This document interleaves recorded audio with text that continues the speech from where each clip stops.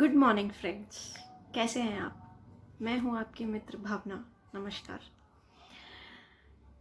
आज हम बात करने वाले हैं सपनों की। क्या है सपने?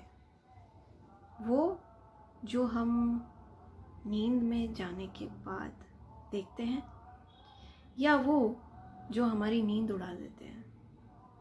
सोचने वाली बात है। सपने तो दोनों हैं। वैसे एक बहुत ही महान इंसान जो हमारे चीफ मेंटोर हैं, श्री एस.पी. भारल जी, उन्होंने ये बात बहुत अच्छी कही कि वर्तमान में असंभव सी दिखने वाली चीज़ को हम सपना कहते हैं। वर्तमान में असंभव सी दिखने वाली चीज़ को सपना कहते हैं। सपना वो है जो हमारी नींद उड़ा दे। सपना वो है जो हमारा फोकस शार्प कर दे एक ही चीज़ के ऊपर। सपना वो है जो हमें ज़िंदगी में एक मकसद देता है। चलिए एक कहानी से शुरू करते हैं। एक कहानी याद आती है मुझे जब भी मैं सपनों की बात करती हूँ, क्योंकि ये मैंने कहीं सुनी भी थी और मैंने कहीं पढ़ी भी थी, तो वही आज आपसे साझा करना चाहूँगी। तो एक इंसान था जो बहुत ही एमलेस था लाइफ में, बहुत ही कंफ्यूज्ड स्टेट में था। उसे कुछ समझ नहीं आ रहा था कि मैं क्या करूं। वो हमेशा भगवान को कोसता, हमेशा भगवान से कंप्लेंट्स करता कि भगवान ये आपने क्या किया, आप मेरे लिए कुछ नहीं करते। तो एक दिन भगवान के भी मन में आई कि यार मेरा ये भक्त रोज़ मुझसे शिकायतें करता है, रोज़ फरियाद करता है, क्यों ना एक दिन मैं जाकर उसके पास बैठूं और उससे बात करूं, उससे पूछूं कि उसे क्या चाहिए। तो उसने यही कहा, क्या सपना है तुम्हारा? भगवान गए, काफ़ी खुश हुआ बंदा कि आप यहाँ क्यों आए। उन्होंने कहा, भाई तू रोज़ मुझे कोसता है, तू रोज़ मुझे याद करता है, रोज़ मुझे कहता है कि मैं कुछ नहीं करता, तो आज मैं तेरे लिए कुछ करने आया हूँ।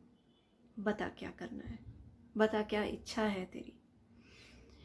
तो उस इंसान ने कहा, मुझे मेरे सारे सपने पूरे करने हैं। रियली? क्या है तेरे सपने, बताओ। उसने कहा कि मैं एक बहुत बड़ी गाड़ी में दिन भर घूमूं। भगवान ने कहा, तथास्तु। उसने कहा कि मेरे पास एक ऐसा बैग हो जो हमेशा पैसों से भरा हुआ हो। भगवान ने कहा, तथास्तु। उसने ये भी मांगा कि मेरे आसपास 24 घंटे खूबसूरत लड़कियां हो। भगवान ने कहा, तथास्तु।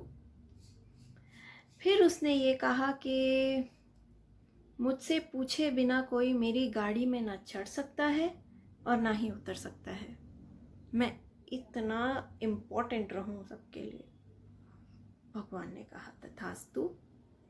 और कुछ?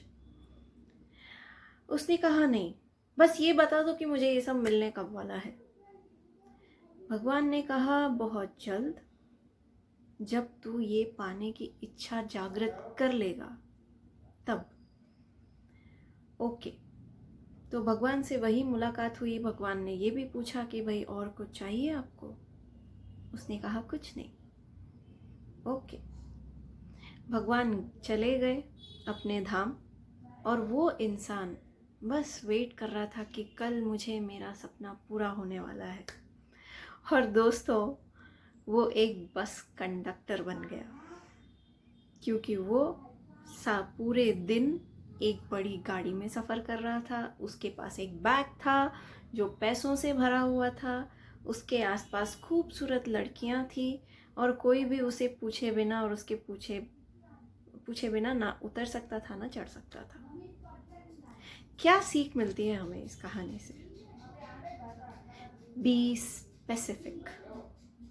उसने कहा, मुझे एक बहुत बड़ी गाड़ी में घूमना है, पर क्या उसने ये कहा कि मुझे जैगुआर में घूमना है, मुझे मर्सिडीज में घूमना है, मैं उस गाड़ी का मालिक हूँ, वो मेरी कमाई की खरीदी हुई गाड़ी हो?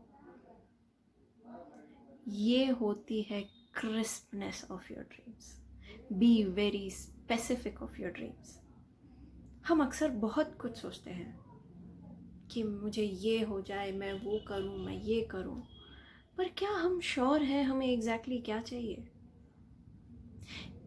इस टाइप की कहानी का रेफरेंस हमारी पौराणिक कथाओं में भी मिलता आया है। ये तो एक एनानिमस स्टोरी थी जो मैंने आपके साथ साझा की, लेकिन कहानी के द्वारा मैं यही समझाना चाह रही थी कि how important it is to be specific in your dreams, in mentioning about what you want to achieve. What is your dream?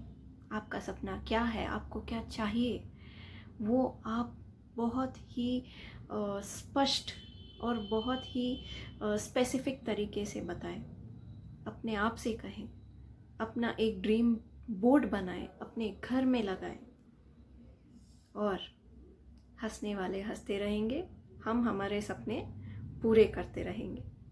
सो इसी के साथ नमस्कार। Thank you so much for listening to me.